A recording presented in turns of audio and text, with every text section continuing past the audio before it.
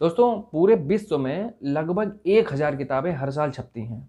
वो किताबें खरीदी जाती हैं, वो किताबें बेची जाती हैं, किताबें बेस्ट सेलर हो जाती हैं और हम लोग घर पे रहते हैं, हम लोग को पता ही नहीं चलता। देखिए, जैसे कबीरदास हों, सूरदास हों, तुलसीदास हों, ये लोग तो चले गए, लेकिन इनकी विचार जो किताबों में लिखे हैं, आप इनको आज भी समझ सकते हैं। तो इसलिए सबसे बेस्ट है कि आप किताबें पढ़ें। किताबें अगर आप नहीं पढ़ पा रहे हैं तो अपने बच्चे को रिकमेंड करें, क्योंकि अगर वो पढ़ के सुनाएंगे आपको तब भी आपको नॉलेज ज़रूर मिलेगा। तो इसलिए मैंने एक सीरीज़ शुरू की है जिसका नाम है बुक रिव्यू सीरीज़। इसमें हमने आपको सबसे पहली बुक जो रिकमेंड की थी उसका नाम था मुंशी प्रेमचंद की गोदान, जो कि बहुत बेहतरीन तरीके से लिखी गई है। मैं इसको बहुत पहले पढ़ा था, लेकिन आज भी मुझे ये फील हो। दोस्तों, आज हम जिस किताब का आपके सामने रिव्यू करने आए हैं वो ये किताब है। देखिए, फ्रीडम एट मिडनाइट इंग्लिश में लिखी गई थी, जो कि दो राइटर, बहुत फेमस इंग्लिश राइटर हैं, उन्होंने लिखी थी। बाद में इसका हिंदी ट्रांसलेशन किया गया, तो मैं इसको इंग्लिश में भी लाया और फिर मैं इसको हिंदी में भी लाया। मैंने ट्रांसलेशन चेक करने के लिए या इसके फैक्ट चेक करने के लिए इसको लिया था, फिर बाद में मैंने इसको पढ़ा। और इसको मैं आपके लिए इसलिए, क्योंकि अगर आपको जैसे इंग्लिश में थोड़ी प्रॉब्लम होती है तो आप हिंदी में भी कंसिडर कर सकते हैं। चलिए हम लोग बात करते हैं इस किताब के बारे में। इस किताब में क्या क्या है आपके पढ़ने के लिए और क्यों मैं इसको रिकमेंड करता हूँ आपको पढ़ने के लिए। हमारी जो किताब है ये, इसका नाम है फ्रीडम एट मिडनाइट, आज़ादी आधी रात को। ये दो इंग्लिश राइटर थे, उन्होंने किताब लिखी थी। नाम था डोमिनिक लापियर, लैरी कॉलिंस। जब भी कोई किताब आदमी लिखता है तो उसमें ये रहता है कि क्या वो बायस्ड है, यानी कि क्या वो किसी की तारीफ कर रहा है या किसी की बुराई कर रहा है। लेकिन जो बीच का रास्ता होता है, जिसको तटस्थता बोलते हैं, यही किसी भी राइटर की सबसे अच्छी परख होती है। इन लोगों ने, दोनों लोगों ने जो एक काम किया है किताब लिखने का, बहुत बेहतरीन काम है।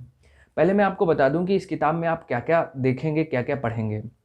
1935 के बाद 1947 के बीच में भारत में जितनी उथल पुथल हुई, जो भी कहानियां गढ़ी गई, उन कहानियों का तथ्यपरक सत्य इसमें दिया गया है।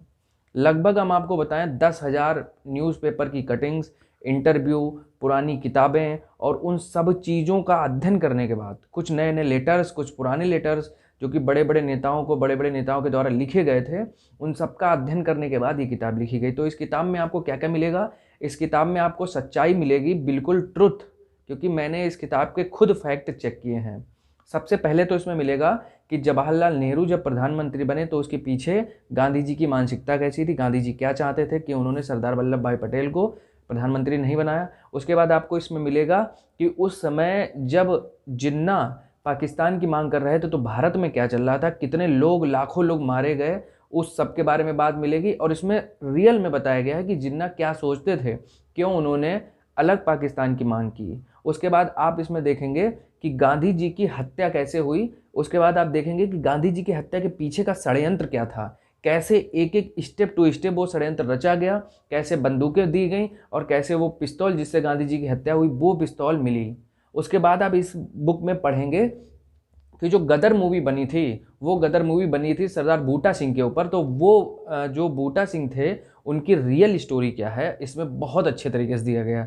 उसके बाद इसमें बताया गया कि कुछ ऐसी षड्यंत्र थे, कुछ ऐसी कॉन्स्पिरेसीज थी जिनके पीछे, मतलब भारत को आज़ाद कराने के पीछे वो कॉन्स्पिरेसी कुछ हद तक काम कर रही थी।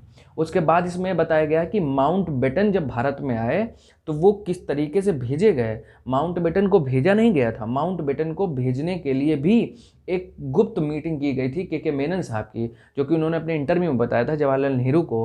वो भी इस बुक में मिलेगा आपको। यानी अगर आप ये किताब पढ़ेंगे तो आपको इसमें सच्चाई दिखाई जाएगी।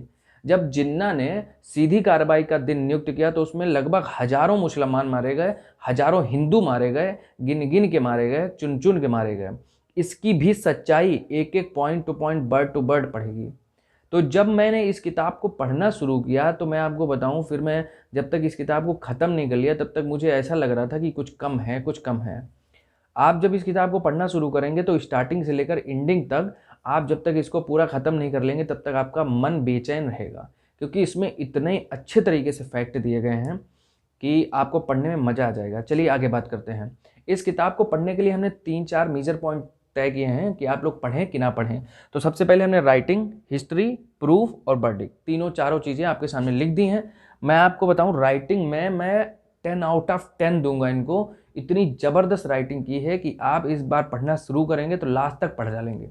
उसके बाद अगर हिस्ट्री की बात करें तो जितने भी फैक्ट दिए गए हैं, हिस्टोरिकल फैक्ट, वो सारे के सारे फैक्ट तथ्यपरक हैं, कोई भी एक मिस पॉइंट नहीं है, सब कुछ सच है। क्योंकि ये किताब जब पब्लिश की गई उसके बाद बहुत बड़े बड़े इतिहासकारों ने इसको पढ़ा और अपने अपने रिव्यू दिए, उन्होंने बताया कि ये किताब सच में बहुत बेहतरीन किताब है।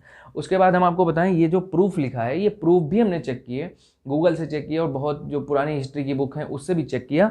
उसके बाद फाइनल वर्डिक्ट, तो फाइनल वर्डिक्ट इतना है कि चुपचाप जाइए, नीचे लिंक है उस पर क्लिक करिए, 200-250 रुपये की किताब आती है, अमेजोन से या फ्लिपकार्ट से फटाक से मंगाइए और पढ़ना शुरू करिए। अगर आप नहीं पढ़ पा रहे हैं तो आप अपने घर में जो भी बच्चा है 9th में, 10th में, 6th में, उसको पढ़ाइए।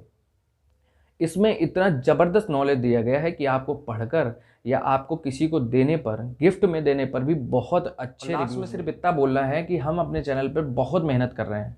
अगर आपको अच्छी लगेगी तो आप इसको शेयर करेंगे और सब्सक्राइब करेंगे, क्योंकि हमें पता है कि मेहनत कभी ना कभी तो रंग लाएगी, कभी ना कभी तो हम आपको सेटिस्फाई कर ही लेंगे।